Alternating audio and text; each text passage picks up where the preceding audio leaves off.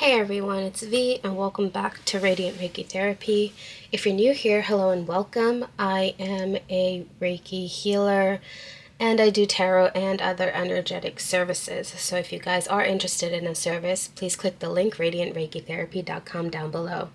I have also recently launched my meditation classes and they are in a subscription service on the website. I will leave a separate link down below for them.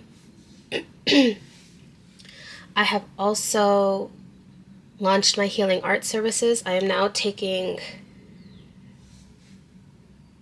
clients from this month all the way to June. It is a very limited service per month.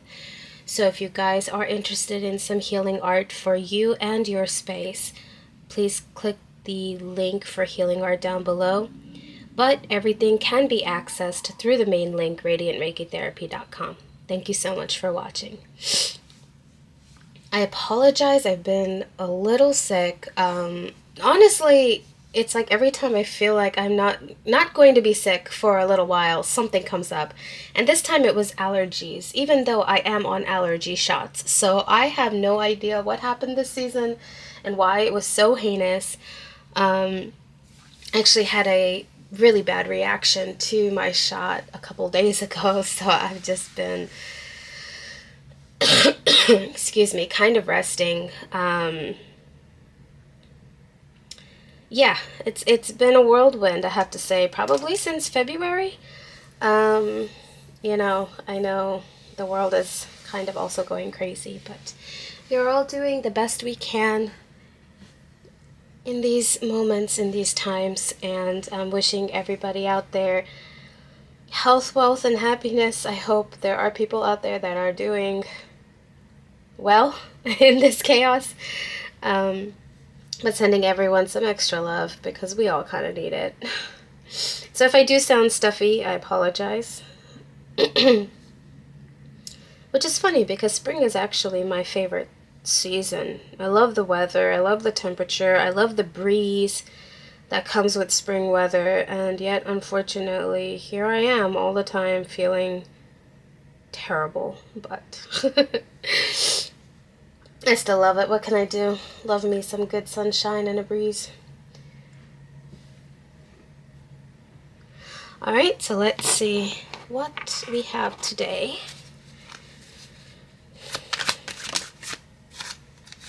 Alright, well, the first card we have the Hermit.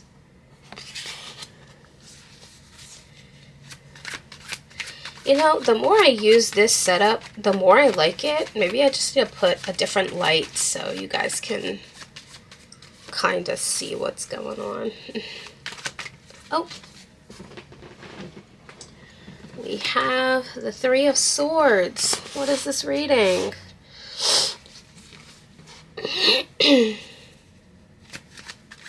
Someone breaking their own heart. We have the Queen of Wands.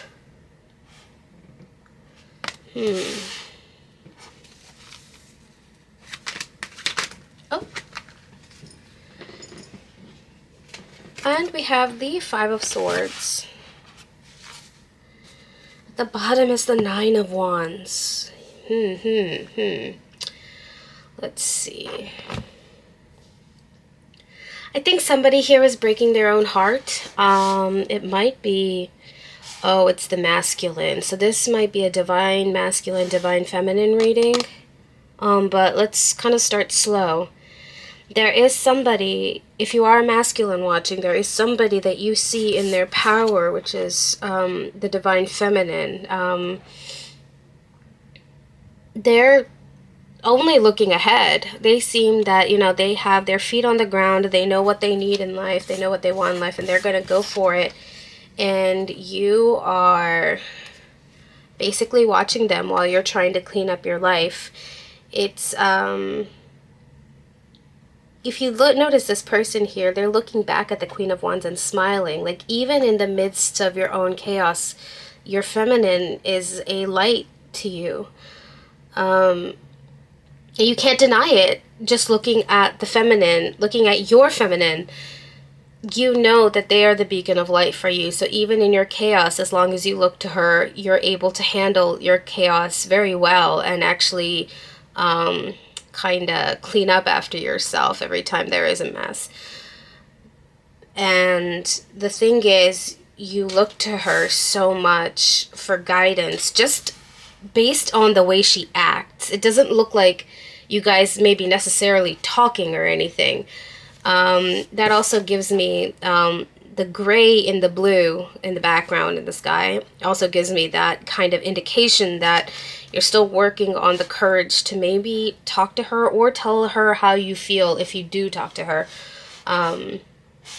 I think it's just the Queen of Wands is in an energy where nobody can really stop her now. She's not looking back anymore. For people who don't show up for her, she is just letting them be. Not, I don't want to use the phrase leaving behind, because that's also not correct. It's more that she's taking care of herself.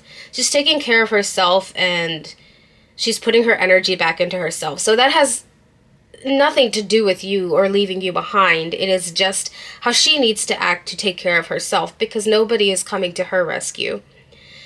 And she recognizes that. So she is standing in her power and doing what she needs to do.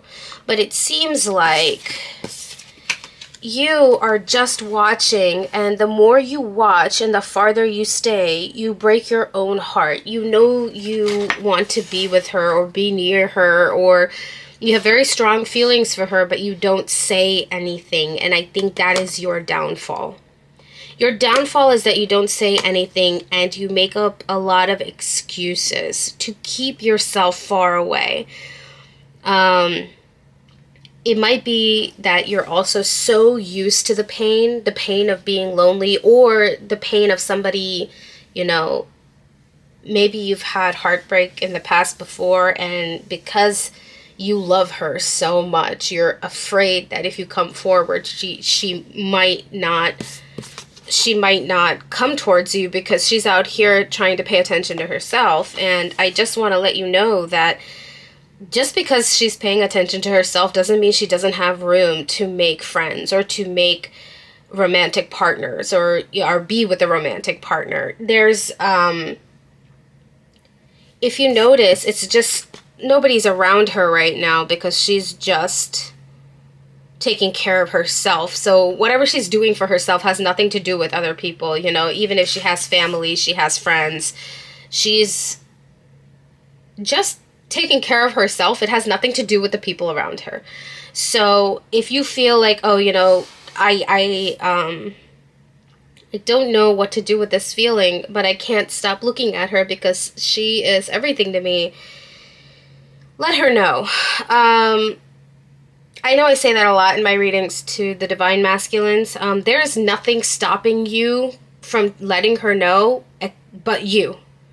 You are the only one stopping yourself. I don't know if you're just so used to the pain. Maybe you feel you thrive in the pain, but let me be real right now. You're not thriving. Even if you're the type of person where your external world looks perfect, your internal world is messed up. And your feminine might actually know that, depending on who you are.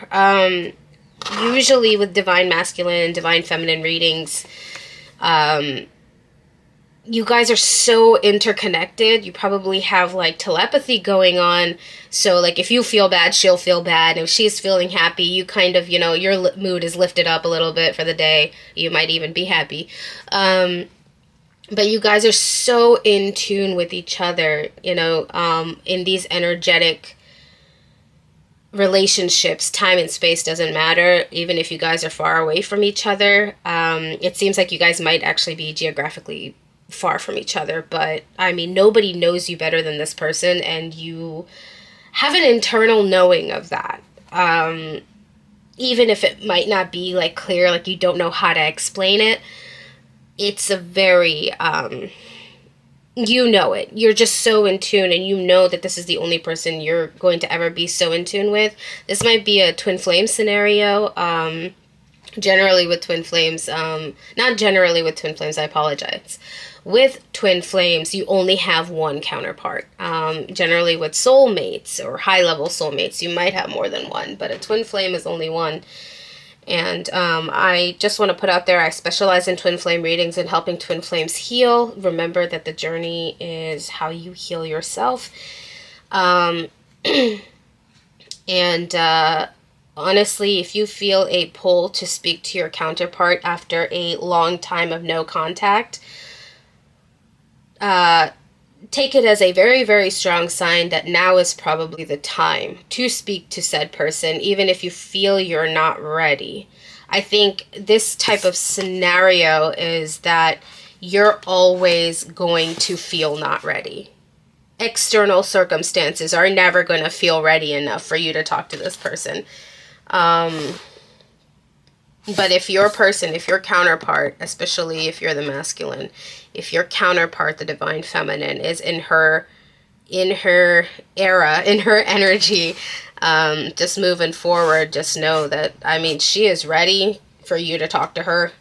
Like I said, there's no external, no timing will be good enough. You have to understand the pull and trust the pull, and it's going to feel nerve-wracking and scary and bring you all the nervousness. Here we are at bottom of the deck. After cutting the deck is Seven of Wands. I apologize for my voice. I hear it in myself. But, you know, this is how you feel. You're just like fighting off chaos, but it's all internal because you don't take care of your problem. And your problem is just to speak up. You know, oh my gosh, shuffle the deck and Nine of Wands came out again. You're just like, what do? I can't stop looking at her. Go say hi. You know what? It never hurts to say hello. At least you'll have the door open. I think, you know, of course there's a time of when you're ready, you'll know when you're ready. But in this scenario, it seems like the more you keep yourself away, the worse position you're in. Like, eventually it'll give. Eventually something will give where you will talk to her. And just take it. Just take the opportunity. And there you go. At the bottom of the deck, the Ten of Cups. This is the perfect way to end the reading, because when you take this opportunity to speak to her, it's really going to be your best decision in life. Like, there's no better decision than this. I don't know what shifts in the sense. Maybe it's just, you know, she'll be your rock. She'll be the love of your life and you'll stay together, and that's enough for you to have the Ten of Cups. Maybe your lives will also be intertwined. Like, maybe you guys are in similar fields of work. You guys have similar goals in life. Like, that can also mesh together, and the way you guys have your relationship, the way you guys will compromise with each other will be so natural that it won't feel like pressure. Like a relationship, like this relationship will just be so in flow and at ease. Like, you won't feel the pressure, like, oh my God, I can't believe I need to compromise this thing and I need to do this and I need to do that. No. Like, this is somebody that you are willing to compromise things for, and they are willing to compromise for you. So just talk to them. Just say hello. I mean, that is my only advice for you in this reading, is that without your movement, nothing is going to happen in this relationship. You have to move. You have to move. And like I said, you can wait and wait and wait, but something will give eventually where you're going to make that move. It's not a pride thing. It's an energetic thing. If you feel too proud to speak to this person, that is something that you need to heal within yourself. Why would you feel too proud to talk to somebody that you love? Is something that you need to sit with and kind of understand for yourself why you act in this way, because love shouldn't have so much pride in it. You should be proud that you have such a beautiful person that you're connected to, but acting in that way of ego, where you're like, well, she needs to make the first move because I'm the guy, and something like blah, blah, blah. Like, that stuff doesn't work. It doesn't work in real life when you're not experiencing these things either. Let me just put that out there. Be natural. Show her that you care. Show her that you love her. And like I said, all it takes is one hello. Say hello and see where it goes. That's all I have for you guys. Divine Masculine, good luck. This is really your time. This is really your time to shine and say hello. I wish you guys all the best. I wish you both all the best. Good luck in your relationship, and I'll catch you in the next one.